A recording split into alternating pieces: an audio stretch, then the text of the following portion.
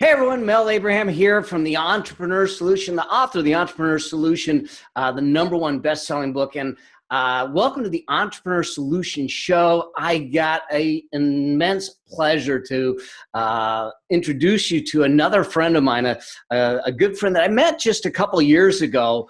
He came out to an event and had the opportunity to spend some time and speak and interview a good friend of ours, Brendon Burchard. And you know, we just kind of, it's one of those folks that you just kind of connect immediately. And we found that, you know, we have kind of the same journeys, the same values or desires and vision for what we're here to do. And he's got an incredible story, but not just the story, but the process that he went through, the learnings, the lessons, the knowledge, the wisdom that he's brought along. He started as an entrepreneur back at, he started dreaming about being an entrepreneur at age 12. We were just talking about how we both started doing things really, really young, and probably our parents were kind of freaking out going, oh my God, what did we do wrong? But, when you meet Mitch Matthews, he's a tremendous soul and entrepreneur and business person. He's an entrepreneur and international keynote speaker. He's an online marketer, but he's also the creator of Dream, Think, Do, a podcast that I've had the fortunate blessing of being on 2 times. And he is spending a lot of time working with people to bring them to their highest element, to allow them to find a way to live their dreams, to build, whether it's an online program or a business, to be the best they can be in family and life. And I think that the real element, and one of the reasons that I really care dearly about Mitch and what he does, is that he is one of those entrepreneurs that gets success, but he also gets the importance of giving back. And his primary focus is having an impact in people's lives and taking that entrepreneurial understanding that if we are here and blessed to have an entrepreneurial life, that we also are saddled with the responsibility to make a difference, to give back, to know that our business endeavors are not absent responsibility, and that we are really there to create community, build society, and to allow people to live their dreams. And so with that, I'm going to just turn it over for a moment and welcome to the show, Mitch Matthews. Wow, Mel, I got to tell you, that's one of the best introductions I've ever had. I'm spent. I'm out.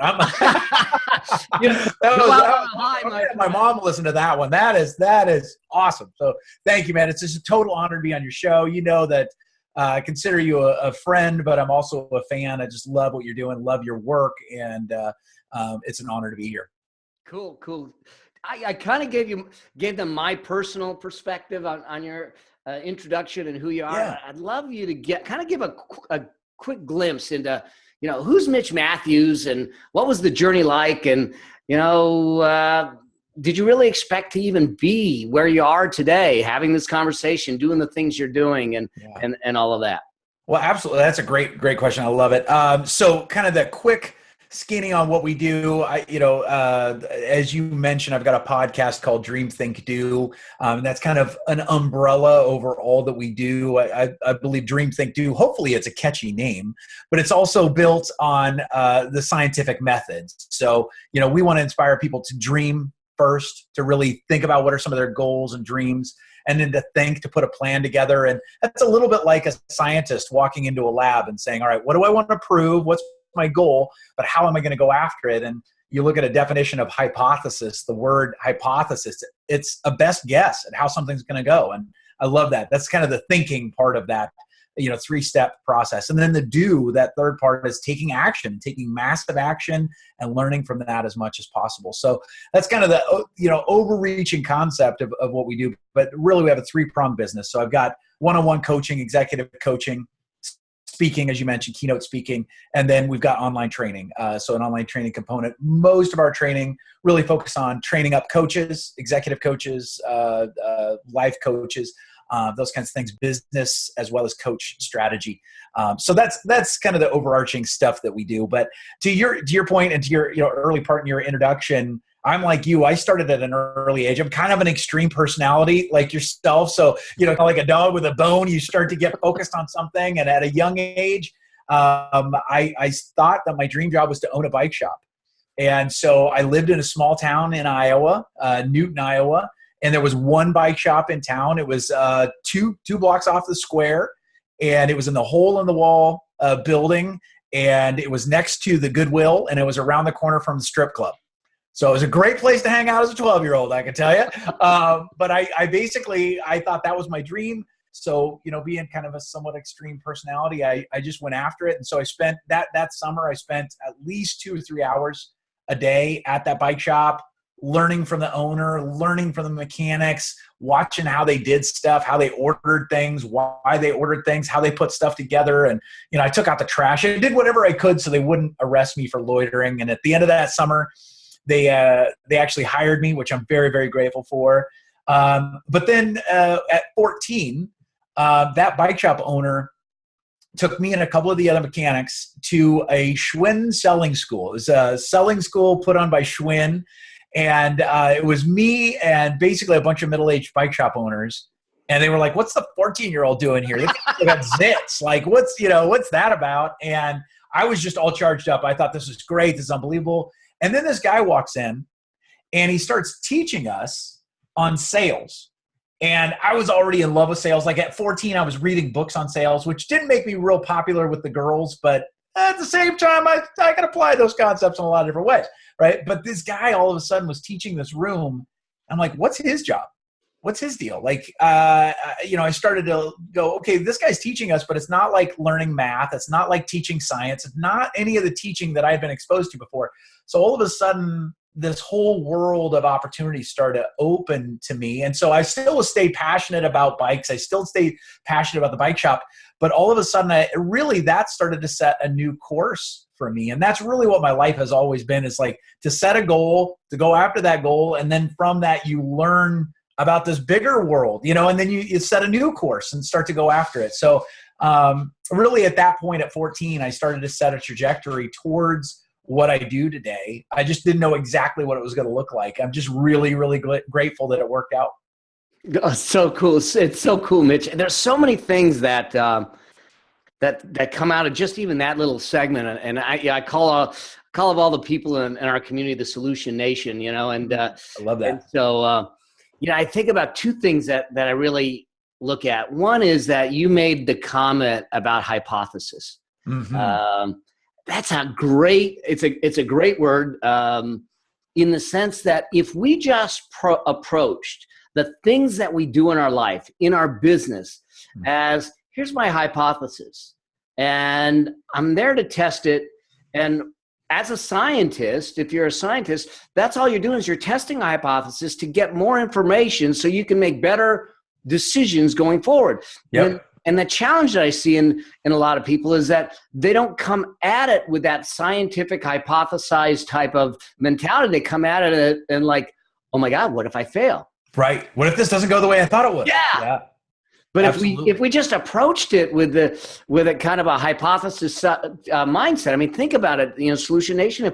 If you just are looking at an idea right now and came at it with that dream feeling, like you said, but you come at it with a hypothesis and say, just curious, what happens if I do this? I mean, if you think about coming at it just like a kid again, Yep.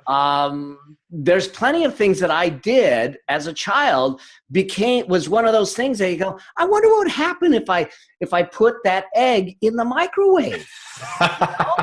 And yet, and you look and go, yeah, when it explodes and your mom screams and says, what happened? You go, nothing. Nothing. Got to fix it. Don't worry up. about it. Exactly. Well, it's funny because I have this passion now for science, but I did not have that when I was in school. Like I was definitely in that the number with, or the rank of my class that made the rest of everybody else look better, right? And but I've really kind of fallen in love with science at a whole new level, and as a result, I've tried to hang out with scientists as much as I can. They figure out that I don't have the right letters behind my name. I think my passion makes up for it. And as some scientists, I wound up speaking to one of the most intimidating audiences ever. It was 100 PhDs who had just won an award on innovation, and they wanted me to speak on innovation. Wow. And I was like, does anybody get the irony of all of it, right? But we turned it around. We just had this great session. And those guys taught me something that I love. And it so applies to the whole hypothesis thing. And it also applies to that whole thing of trying things out. Because as entrepreneurs, like I am an entrepreneur as well. So I have a business. I have a profit motive. My business, I want to do a whole lot of good with my business, but my business also needs to do well financially, right? I can reach more people if we're doing well financially. And so sometimes people hear that hypothesis and go, great for you. That's a nice thought, right? But if I screw up, I might lose a team member. If I screw up, I might not hit my numbers, all that stuff. So I understand. But this room full of PhDs, we started to talk about, the whole idea of innovating and stretching yourself, but also, dealing with the realities of the world. And they introduced me the 2 L's of science. And I love this. So the 2 L's of science, which could also be the 2 L's of entrepreneurship, honestly. But the 2 L's of science are to limit risk and learn fast. So they would talk about that, if you start to, go and walk into the lab and you're going to try something out, right? You're going to not just throw caution to the wind. If you're dealing with, flammable chemicals, you need to take proper precautions. You need to, be smart about it. And if a project doesn't go the way you thought, or an experiment doesn't go the way you thought, you need to learn fast and employ those things and go after it. And so I love that. So that, that's the 2 L's of science is what we try to apply whenever we're doing something new. So as an example, like we're getting ready to do a bigger launch on some online training. And so what are some of the ways that we limit risk? Well, we try it out with a small group. We try the content out with a live group. We run people through that. We see what works, what doesn't. We're learning fast so that then as we, go on out and spend a lot more on the production, spend a lot more on the marketing and all of that, we've limited risk and we've learned fast. So there's still a risk to it, but there's a lot lower risk as we start to walk that out. I love the 2 L's out, and I'm going to borrow that from you. Because it's really true. So many people, it's funny, you're sitting on a plane and they go, hey, so what do you do? And you turn around and you go, well, I'm an entrepreneur, and they move away from you like it's contagious. Is that going to get on me? What is that? Yeah, exactly. It's like they think that, oh, you like the adrenaline rush. I said, no, actually, look, I'm a freaking accountant. I don't like risk. Okay. But so I look at entrepreneurs almost along the same lines. I say they're risk mitigators. They're not risk takers. They actually analyze and strategically eliminate the risks and increase the probability of success. Yep. It's very true. And like you said, the learning fast, the small little test markets, that reduces risk, increases the probability of success because you're getting feedback. Absolutely. Yeah, absolutely. And that's, kind of the whole lean movement has been something where you're like, to talk about getting the scientific method through and through. But it's, I think one of the biggest challenges within all of this too is and you've had this as well, when you experience success in a certain area. We had one of our products be, a 7-figure product, online training.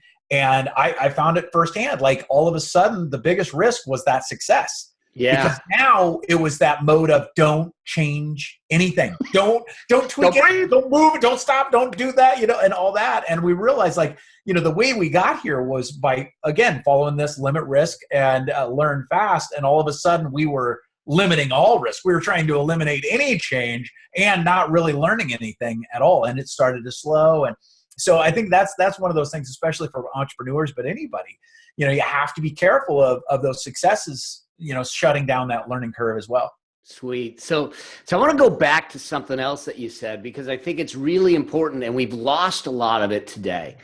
The bike shop going there, because you and I kind of did the same thing. We were talking earlier about me and the magic shop. We would go and hang out.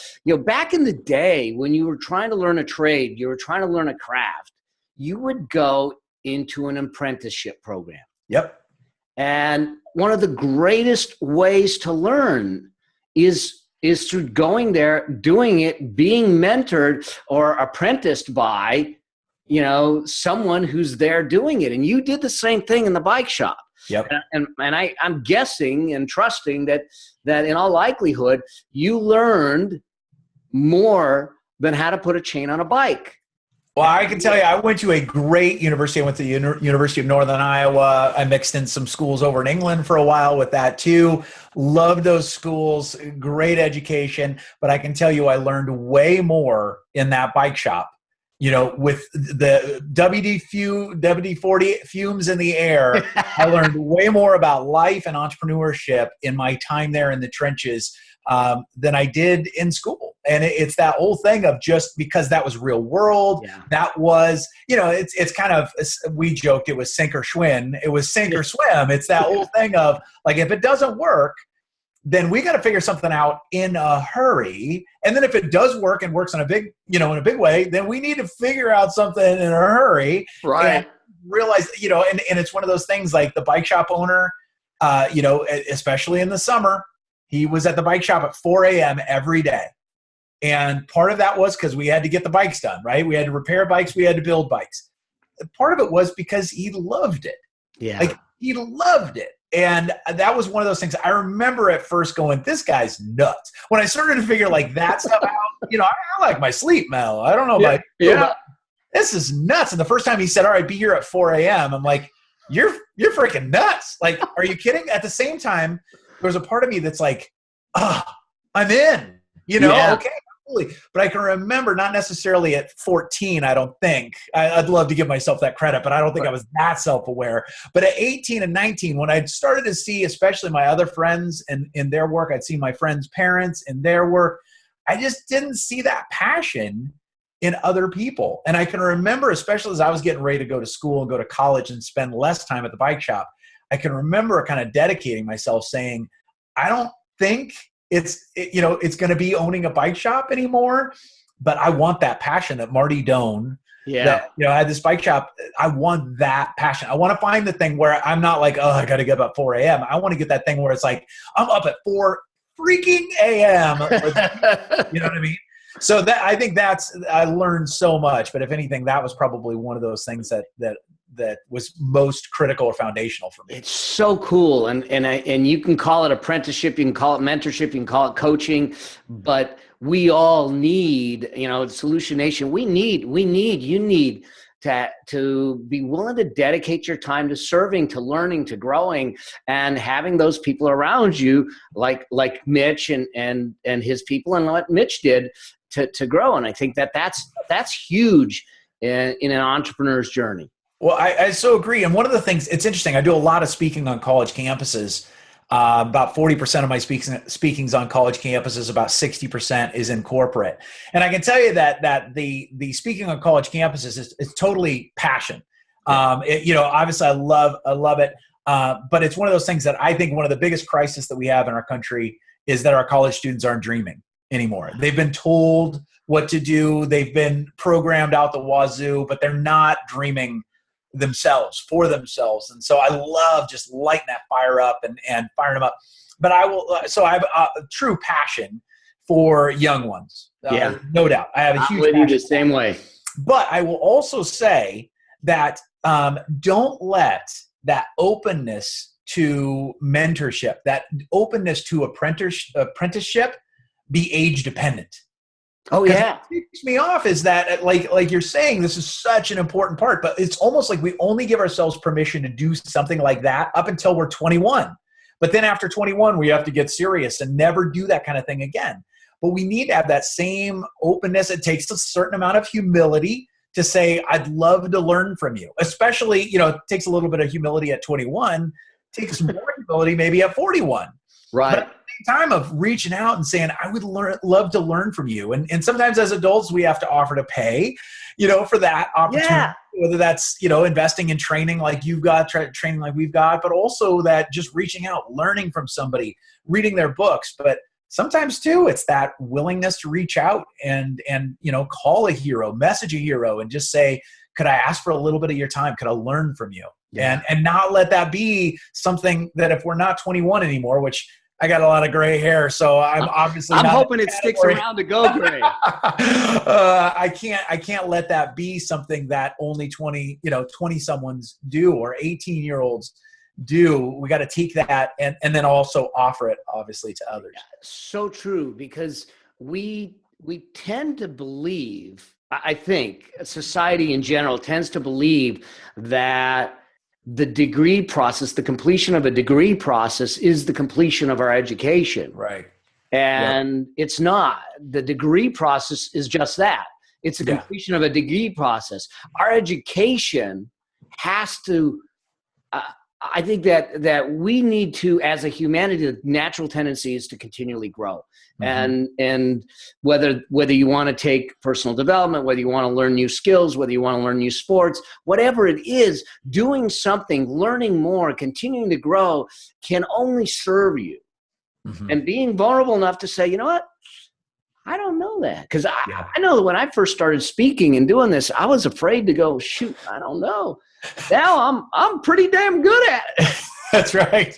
It's so true. And it's that whole thing. I don't know about you. I tell the story in my book, Ignite, but I talk about even, this impacts, especially us as guys, right? I mean, we're maybe more susceptible to this, but I think it's across gender. But it's that whole thing of, I remember when we lived in Montana, and I had this neighbor that had amazing landscaping. And he was that guy. Like, it didn't look like he mowed. He like clipped his yard with like manicure finger clippers, I mean, like, just beautiful. And all of a sudden, over one weekend, he transformed it by introducing River Rock.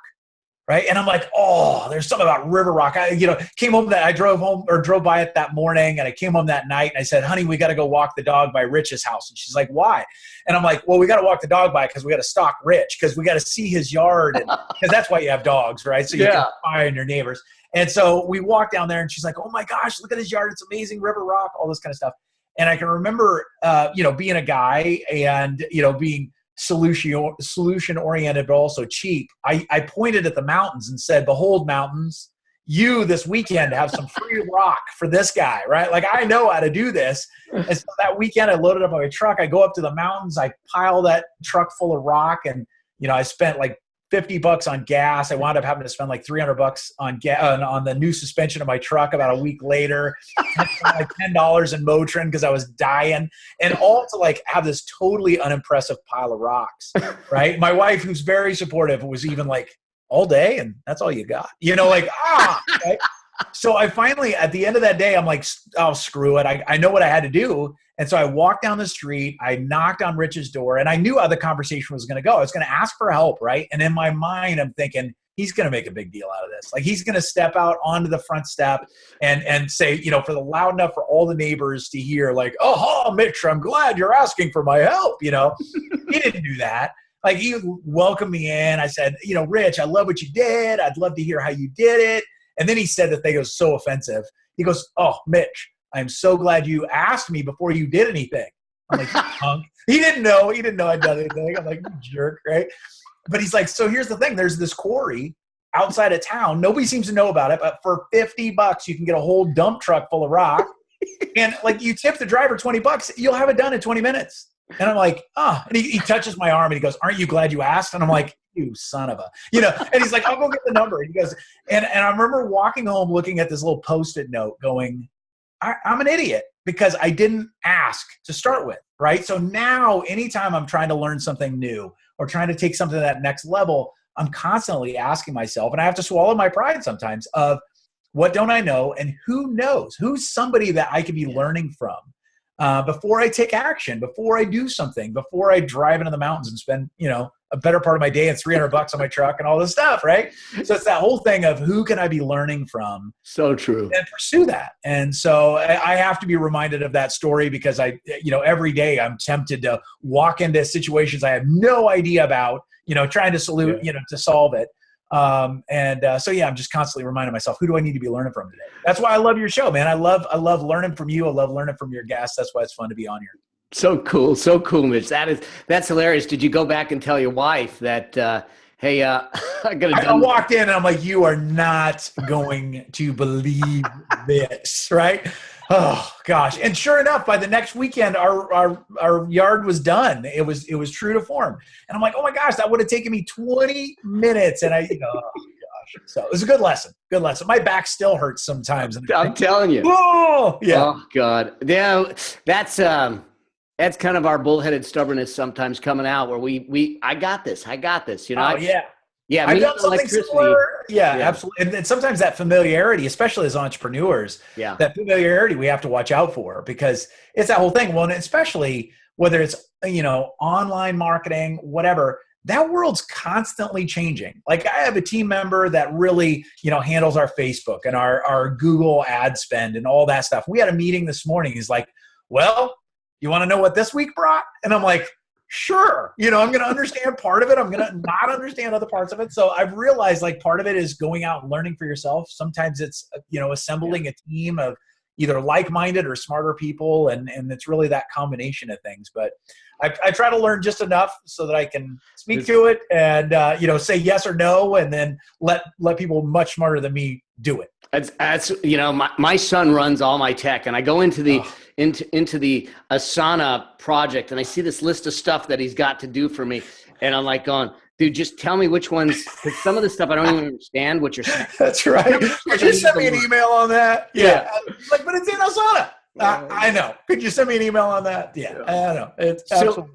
So here's an interesting one. If I had a chance to chat with some of your closest friends, your wife, and about what you stood for in their eyes, what do you think they'd say? Wow.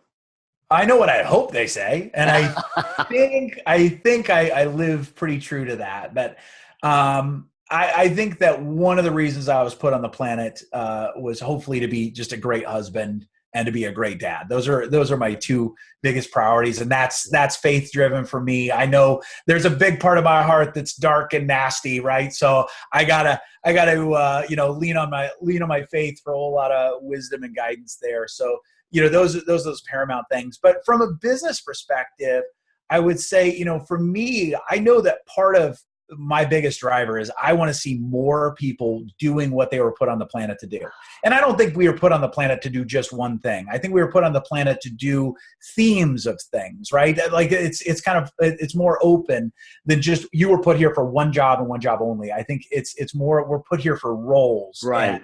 And that kind of thing. And I think, the other day I've got a lot of different clients, and one of my clients is a Fortune 100 company. And I was going to visit them and waiting in the lobby as I was there. And my contact, I had to wait a couple of minutes. And so as I was there, there's people coming in and out of this lobby, big, huge, amazing, glass and marble and all of that, just absolutely gorgeous. But I knew that probably about half, maybe even 60% of the people that were walking by me and passing by me were in the gray category. And they're wildly talented people that are now doing jobs that put them in the gray category, which is basically usually, they started that job out of school and it worked for them. It started to pay the bills. And then they maybe got promoted to something even less, of what they were passionate about, or less of what they were excited about, or less of what they were put here to do. And, they just become more and more gray. And gray at work leads to gray at life. Absolutely. And I'm not a big proponent of rainbows, butterflies. If you're doing your dream job, then everything's perfect and you're singing songs and running through the meadow, those kinds of things. It's not that. But I'm wildly passionate about helping people figure out what it is they were put here to do, and then help them figure out ways to do that. You look at what you said earlier about a lot of people have lost the ability to dream. And I think that this kind of what you're saying fits into it. I talk about it saying that, society's norms would tend to push you into the body of a bell curve, the main part of the bell curve, which to me is a life of mediocrity. And I can't imagine getting up every day and saying, hey, today I'm going to be mediocre. Right. Woo-hoo! Yeah. And getting excited about it. And it's not about ridiculing or making fun of people, but it really is about saying, hey, if you have an itch, if you have a desire, if you have something in you to be more, don't allow society or what people expect of you to allow it to quash those dreams. Bronnie Ware wrote that book, The Five Biggest Regrets in Dying, and one of the biggest was that they didn't have the courage to live their own life. I can't imagine getting to the last week of my life and realizing I didn't live my life. Right. That's horrifying to me. Absolutely. And it's one of those things that I think, there's been studies that have been done and 74%, according to one study, 74% of America's workforce is disengaged.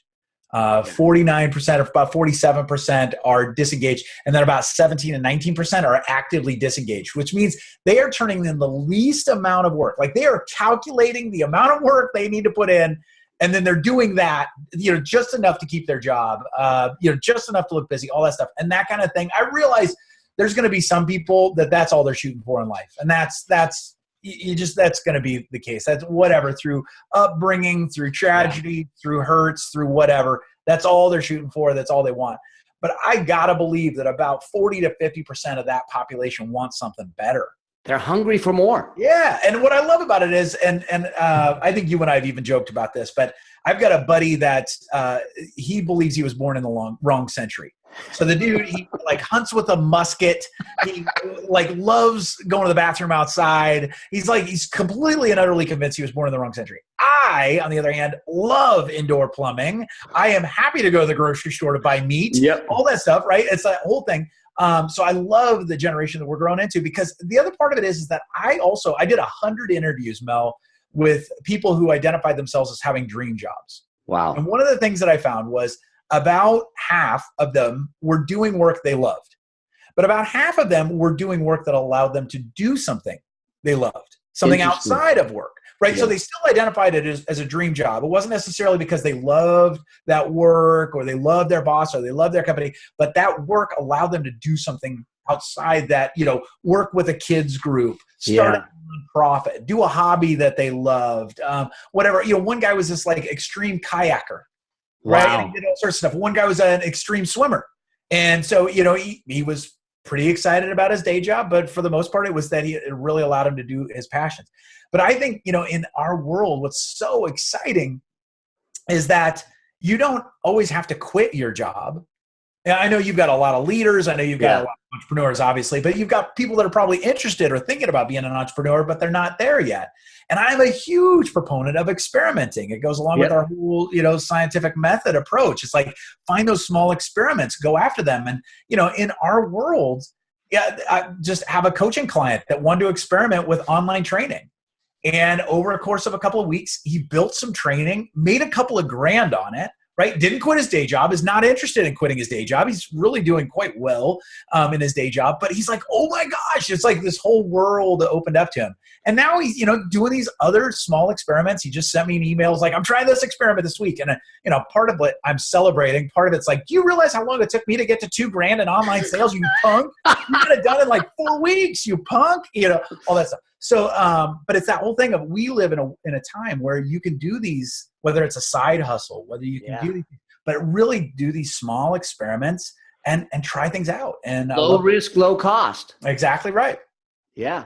Yeah. Exactly we can fail it fast and we can succeed fast. Yep. Exactly. Well, I know for me, especially with our online training as an example, obviously I enjoy the income from it, but really initially one of the things that we did to keep it, low risk and learn fast is my business partner and I decided that it was not something that either one of us had a goal of having it completely replace our income.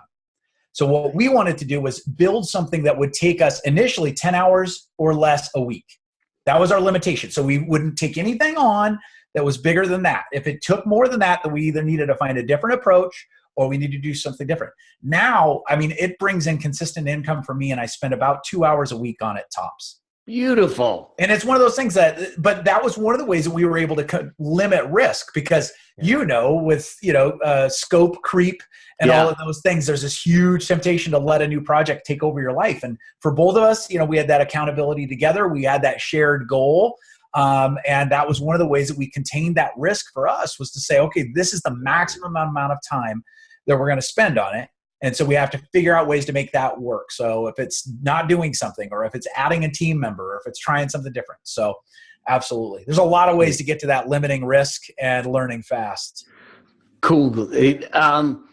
It's really, I think it's important to look at it in that context because, like I said before, I don't think that there's very few things that are terminal, and if we do it smart, we can test the water without taking on undue risk, without taking on undue exposure, without risking. I don't believe in the burn the boats at the shore kind of thing, and I think that there's those that you can say, well, I'm committed, great, or you should be committed. Because I don't want to see you be irresponsible in the spirit of being committed. Right. You have family duties, if you have obligations, you have debt, so I know that I had a post that I did, an episode that I did about, when should you quit your job? And I had some people say, well, that's awfully conservative. I said, it absolutely is, but it's responsible too. Yep. Absolutely. And here's the framework to do it. Now, you could be the one that says, I quit everything and I did it. But you can look at anyone, Tony Hsieh, you can look at, Zuckerberg, you can look at, Gary Erickson was the founder of Cliff Bar. You can look at, any number of entrepreneurs, Mark Cuban, and it was an overnight success, but their nights were 10, 15 years long. Yes, exactly right. That's exactly right. It's usually that decade. Yeah. That's absolutely right. It's funny. I had somebody approach me at a conference, and it was an entrepreneurial conference, and it was a younger guy, and he came up and he's like, hey, I'm so excited to do what you do. And I said, oh, that's great. He said, so much so that I just quit my job. And I think my response, I think, shocked him. I was like, can you get the job back? He's like, what? You're the dream guy. I thought you'd be excited for me. And I'm like, listen, it's going to take time no matter what it is you do. And, lightning can strike and it can bless you, but usually to build a business, it's going to take time. And I know for me, I had kind of that extra accountability that we were living the sitcom life. When I started to get the itch to really build a business, we were single income, 2 children, and oppressive mortgage. So like sitcom life for me, I could not just quit, right? It was just not an option. So I had to build this thing on the side. And for me, as I started to do that, one of the things I talked about was I set a leap number, what I call a leap number. And that was, I'd seen people, again, I was trying to study people that had done this. I knew the course I was going to set. So one of the things that I did was I learned from people that weren't successful. And one of the things that I saw time and time again was that people would go out and they would start to build something on the side. And what they would do is they would build savings. Yeah. And that's not a bad thing. Savings is a good thing. We all want savings and a lot of it. But they would try to build savings, and that was their focus. So like to say, okay, I'm going to get 6 months of income. I'm going to have a year of income in my account. That's when I'm going to quit.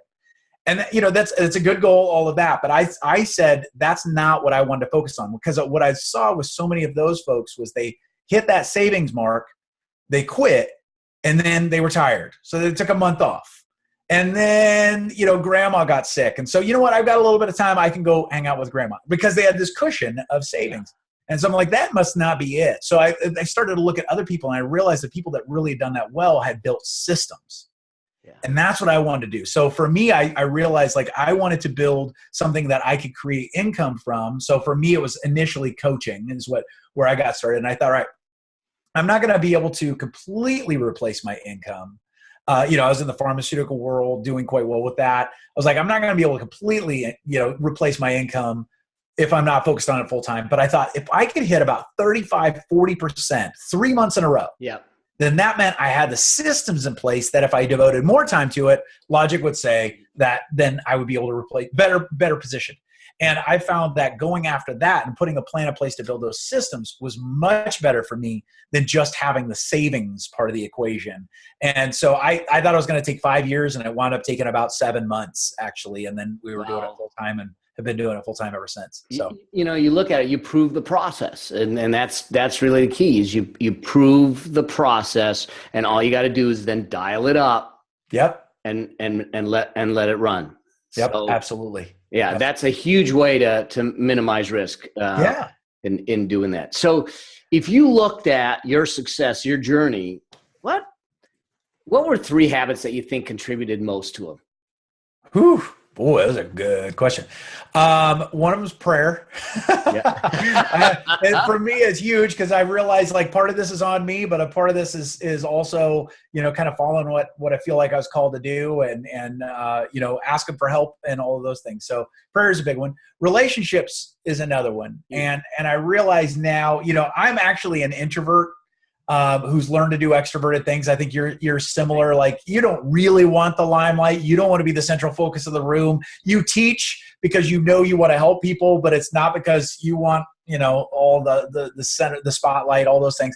I'm the same way. So relationships hasn't always necessarily been easy for me. And it's not, I love having friends and all those things, but I have to be intentional about cultivating things. Because when I want to rest, when I want to relax, I want a small book in the corner of our house, and my wife and I get to hang out, or my boys and I get to hang out, but the world can just shut down all that stuff.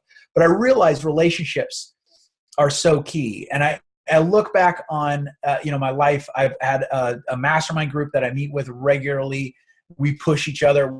We're in similar complementary businesses, so we understand each other's worlds, but so much of my success has come from that accountability, that support, that encouragement. And it's really interesting because that mastermind now, our biggest challenge is actually being in the same city for a long enough time each month to actually, so one of our most recent, it was really fun, but we all realized we were going to be in the same airport at the same time. We were all traveling. So we had this remote mastermind and we were like, this is so cool. Like years ago, this was our goal. And here we are doing it. It was just kind of fun, all that stuff. So relationships is key, and finding those key relationships. It was interesting. I just did for Dream Think Do. I just did an interview with Howard Berger, who is an Academy Award-winning, Emmy Award-winning special effects guy, and he and his business partner Greg Nicodero, they're working on the biggest TV show of all time, The Walking Dead.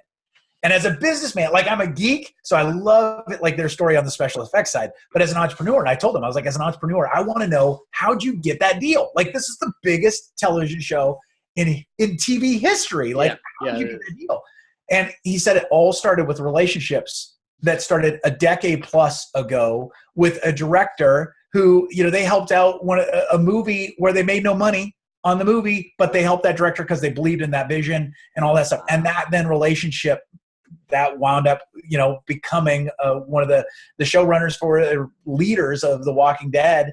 And really when it came time for the show to be built, there was no process of bidding it out. There was no question that it was going to be Greg and Howard that were going to do it. It's just incredible to think about so many, the relationships. And I look at so many successful people and, relationships, those relationships that start not when it's glamorous, not when it's successful, but before that, in humble beginnings, trusting each other, investing in each other. That's huge. From a place of service. Yeah, absolutely. And helping each other out, believing in each other. I mean, that's something I saw on you the first day we met. Was one, we were at that Brendan Burchard event together. You were helping to run the event, and obviously, you brought the awesome from the stage as well. But I saw you doing your magic backstage. You were helping out in ways it was way below your pay grade, right? But it's that whole thing because you love Brendan, because you believe in what's going on there, because you have a level of excellence. So when you walk in a room, you're going to bring a level of excellence. Like that's who you are. So it's absolutely that. And I think also kind of that last thing is just, I'm wildly blessed to say that now I really get to do something that I am passionate about. Yeah. So that, it's one of those that part of that is through intentional cultivation of a business that would allow that. Part of that is just flat out luck. Part of that's, God's blessing, all that stuff. But it's that I know for me, it's been, just a continuous process of figuring out what I'm passionate about, giving myself that permission to experiment, whether it was bike shops next to strip clubs or whether it was, going to a Schwinn sales school, or whether it was getting into corporate America and kind of learning how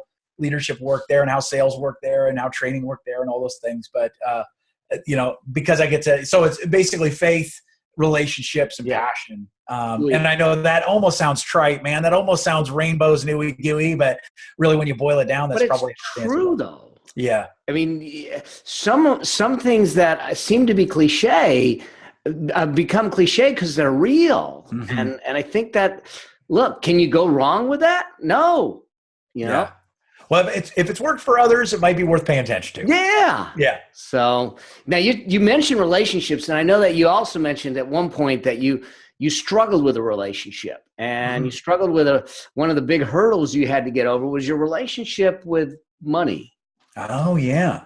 And Absolutely. I'm just, and I know that money's one of those taboo things. We shouldn't talk about money in politics. We're going to leave politics off the table right now. Absolutely. And it's one of those, I don't know when this is going to go live, but things changing every day on that stuff. So who knows? Yeah. Absolutely. Money is a big deal. Like my parents are absolutely amazing. And my mom was an accountant. My dad was a warden in a prison. So we didn't have a lot of entrepreneurship in our house. And so I really had to learn kind of about entrepreneurship and money from Marty Doe and the bike shop owner that I worked for, and, from different things. But for me, it was that having to really learn a lot, because one of the things was I was always looking through my lenses when it came through money. So I kind of have always been tight with my money. Especially early on, I was kind of fear-based with my money. And so one of the things, especially as I started to coach, there was an entrepreneur who was a mentor for me, gave me some great advice because, I had a dream of someday charging $1,500 for a coaching package, right? Like that was crazy. Like that's crazy money. And I didn't know if it was possible, but I had this dream, and now my package just way eclipsed that, but that was outlandish. And this mentor of mine said, "Hey, stop spending your customers' money." I'm like, "What are you talking about?" He's like, "You're setting your rates based on what you would pay. You're a cheap ass." You're not going to spend that kind of money, but there's people out there that would value what you have to offer. Do not shortchange them. That's cool. I'm like, wow. And one of the other things that I had to learn too, especially as we've done, coaching and live training and online training as well. One of the things we had to experiment with, which totally broke my brain early on, was actually by raising prices. Obviously that's good for revenue, and this is something so many of your listeners know, but by raising prices, it didn't actually hurt our business. It helped our business dramatically because obviously we made more each transaction, but it also brought a higher quality person, a higher quality customer, somebody that was more invested, somebody that was more in. And so I realized so many of the wrestling matches that I had with money were fear-based. And so I had to kind of, give myself permission to take a step away from that, surround myself with smarter people than me, and surround myself with people who had a lot more experience with those kinds of things. And that's what really made a huge difference. I still have to deal with it. There's part of me that's like hippie, you know what I mean? Like all that stuff. So I have to watch out for that stuff, and that's good. It's all good. It's all good. But I realized one of the other things was, I think, kind of that whole thing of, if we're making a lot of money, that means we took it from somebody else, right? Like somehow we hurt somebody or whatever. And I realized, I can remember when we went from, small fee to, we did a live training where people had to pay $6,000 to come. And there's part of me that's like, oh, are we taking money? Is this abusing people? All that stuff. And people, it was amazing because we had a way better quality group of people because they were all in, they were committed, they were excited to be there. And I'll never forget, somebody got back to me about a year after, and they thanked me for charging them $6,000. And I was like, you know what? I got to tell you, that's not, people thank me for content. People thank me for delivery. People thank me for the environment, but $6,000, what are we talking about? And he's like, if you charge me any less, I wouldn't take it seriously. If you charge me any less, I wouldn't have devoted myself to it. If you charge me any less, I wouldn't have had to ask my wife, and she was pushing me like, you better do something with this, right? It wasn't a throwaway. And he's like, I've changed my life because of that. And so he's like, yes, content was great. Yes, environment was great, all those things. But he's like, that forced me to raise my game. And he's like, and my life's changed, in a year or less because of it. And so I wanted to thank you for that. I was like, this is one of the strangest and best emails I've ever gotten in my life. Really? But when you think about it, it changes the alignment and the thought process of everyone around him. The fact that he had to ask his wife, the fact that now other people are watching, the fact that he's really, oh my God, I really did this. Now I got to make good on it. Right. It's a very different ballgame. I mean, there's something to be said for that. Yeah, absolutely. So yeah, it's one of those that it's still I have to watch for it, but it's that and I think that also helps me identify or connect with people that have had the same issues. So I've got friends that have never had that issue, all that stuff. But yeah, it's still a tender spot for me. So I have to be careful with it. So if you had a chance to look forward into the future, 5, 10 years, where do you think we should be spending our time? What's the next $1 million idea, the next place that would be the most impactful? Hmm. Well, I've been thinking a lot about this lately, and I know probably the absolute best answer to give, especially for your audience, would be on some sort of technology or some sort of platform. But if it's okay, I'm going to go a little bit more touchy-feely. I'm good with that.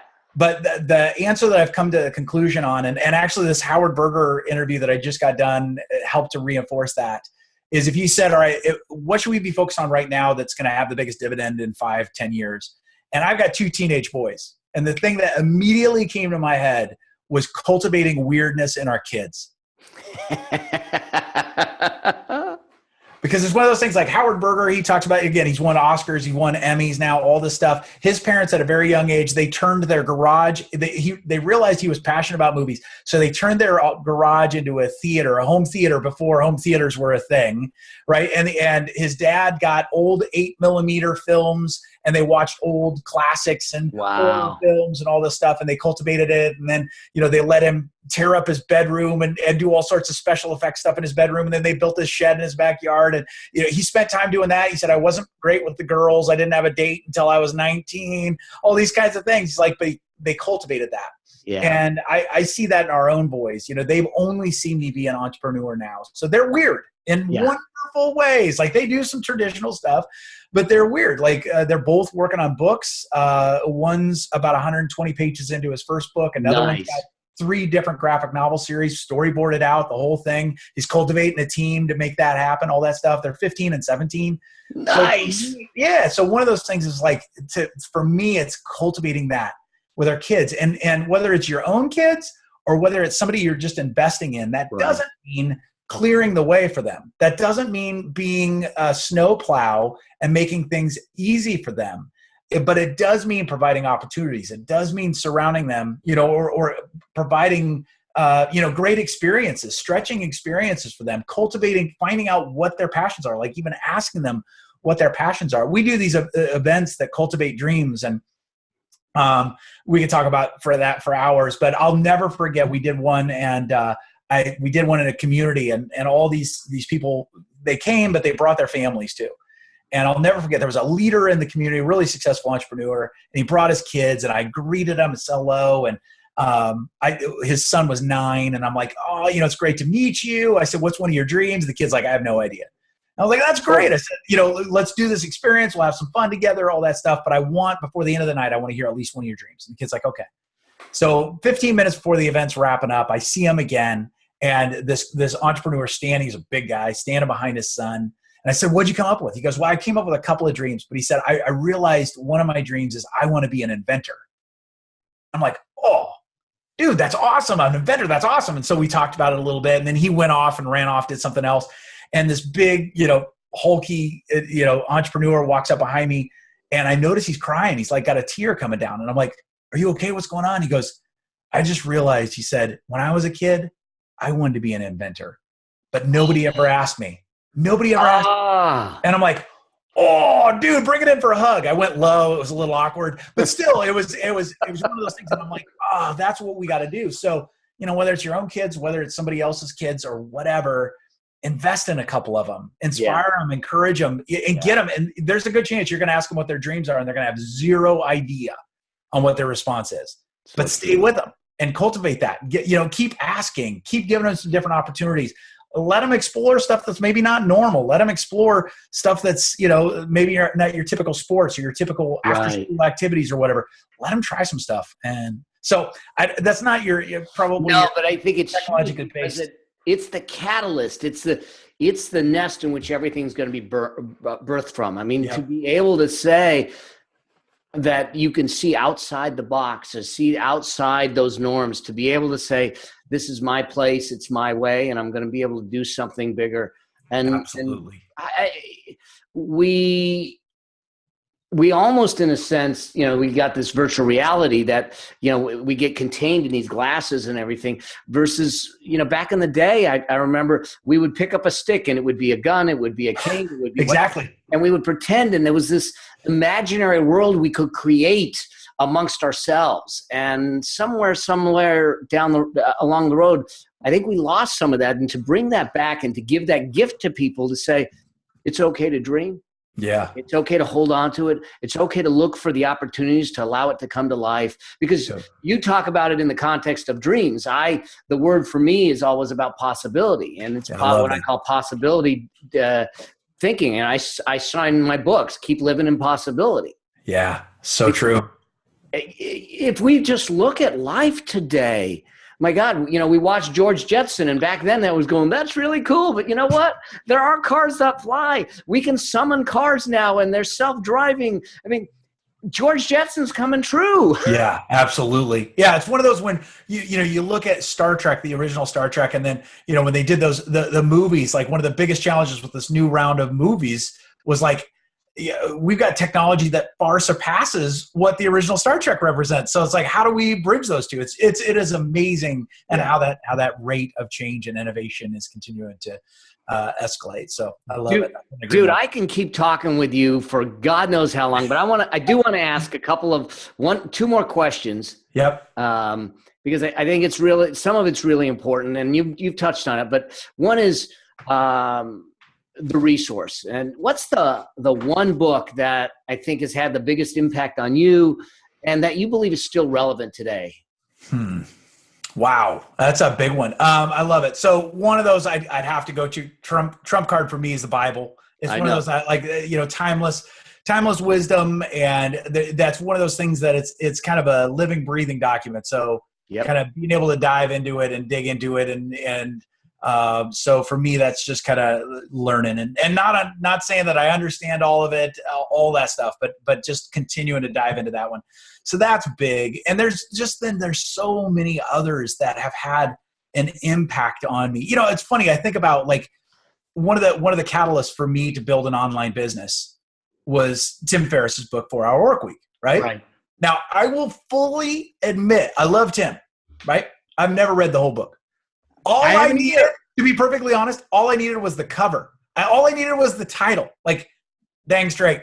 Yes, Tim, that is in fact what I want. How do I do that, right? Thumb through it, all that stuff. Like, so for me, like, I am a reader, but so many of the books I've just absolutely loved. It's been one nugget or just a title that's been huge. I will tell you a brain breaker for me lately that I love. I try to give this a shout out is Dan Pink's book called Drive. Yes. And if you are building a team, if you lead a team, if you're trying to motivate a team, especially if they're of the creative class or the sales class, it is a mind bender. And we are really trying to apply all these, strategies. I love Dan. And so, that's been a big one. Another one is a book by Tim Saunders. It's been around for a while, but it's called Love is the Killer App. And I'm not sure if you've seen that book, but it's such a great book. It's one of his kind of foundational. He's brought so many other great books out since, but that one's one for me that was foundational that helped me especially as a introvert to learn how to bring value to others. And that didn't always have to mean just quality time together. And so that was a big one. That was the game changer for me of being able to stay in touch with people, still bring value, but that didn't always mean having a cup of coffee together, that kind of thing. So those are some of mine. I could go on and on, but I'll leave it at that. Totally get it. And then this is what I call the doozy question. It's like the thumper. Yeah, absolutely. If you had a chance to travel back in time to the day that you were kind of starting this journey and had just 15 minutes to whisper in your ear about the lessons, the things to consider so to avoid maybe mistakes or saving yourself some of the heartaches, what would that conversation look like? What would you say? You will live through it. Ain't that the truth? I mean, it's one of those things that I realize, like, one of the interesting things that we had, I didn't realize it at the time, but one of the biggest impediments to our business was my first 2 years were wildly successful, like way beyond my hopes, my thoughts, what I thought we could do independently, which was fantastic. I'm very grateful for that. But then we happened upon a period that was exceedingly dry. And growing up, the son of an accountant and a warden in a prison, we didn't have that lack of predictability. We had consistent income all the time, and we certainly didn't talk about it, but it was that consistency every month. That was not a problem. My wife grew up a farmer, right? So this was not weird for her. Like some years are good, some years are bad. But for me, I thought I was going to die. Like 6 months of really tight, I thought I was going to die. Wow. And I don't even we're talking zeros in accounts and less than zeros in accounts. Like having to call the credit card company and saying, yeah, this isn't the month for you. I'd love to pay you, but this isn't your month, right? I'd love it. I'd love that. That would be great. I love you people, but not this month, right? And I look back on that and go, I'm going to die. Especially as I was growing up, I know there's a part of me that thought to go through a season like that. And we've had other seasons like that too, taking risks, and some of them worked out great, some of them haven't. But to realize, it's like one of the greatest gifts on the other side of that was to realize I didn't in fact die. Yeah. Right? Like I'm actually stronger. I'm actually, maybe a little thicker skin, a little wiser, maybe not going to take some of the, make some of the decisions that I made, all that stuff. But to realize you know what, you'll make it. Yeah. And that doesn't necessarily mean billionaire, all of that stuff. Right. Although, some of that's coming now, not a B, but M, right? All that stuff. But it's that whole thing. And B could come, billionaire. Yeah. But it's that, for me, what I've realized though, is just say, okay, one of my coaching clients who's awesome, she teaches her kids, there's going to be days where you know exactly what to do. There's going to be some days where you're not going to know what to do. All you need to do in that time is try to make the best next decision. So you don't have to have it all figured out. You don't have to have it all know exactly where it's going to go, but just today, do your best at making the best next decision. And you know what? If you got good people around, you got a good foundation, or you're just committed to learning, that will see you through a lot of stuff. And pray and keep those that you love around you, and those kinds of things. It's been working for us, so that's what I'd recommend, or at least that's what I tell myself, because I need to hear that every day. I need to be reminded of that every day. So whether it's true, the best next decision is such a huge piece of wisdom. Yep. We so and it's that often whole thing, especially with kids. Yeah. I mean, we so often think that a decision sets you in stone, but it's simply just a dot. It's a dot in a long line of dots. And until you get that long line, you haven't created a line. Yep. So exactly right. So true. So cool, man. Mitch, this is always so great. And we'll probably bring you back on, because there's plenty for us to talk about. Yeah. Here's a question for you. Last question. For someone that wants to know about Mitch Matthews and what you're doing and keeping in tune with you, how do they find out? How do they find you? Where do they find you? It's not on a farm in Montana or Iowa, right? Well, they can come. They can come to Iowa. We live there now, so we'd love it. But if people want to find out more, I'd love that. You can visit MitchMatthews.com. That's Matthews with 2 T's. I do have some relatives with 1 T. They dropped a T, I guess, to spite us, or I don't know.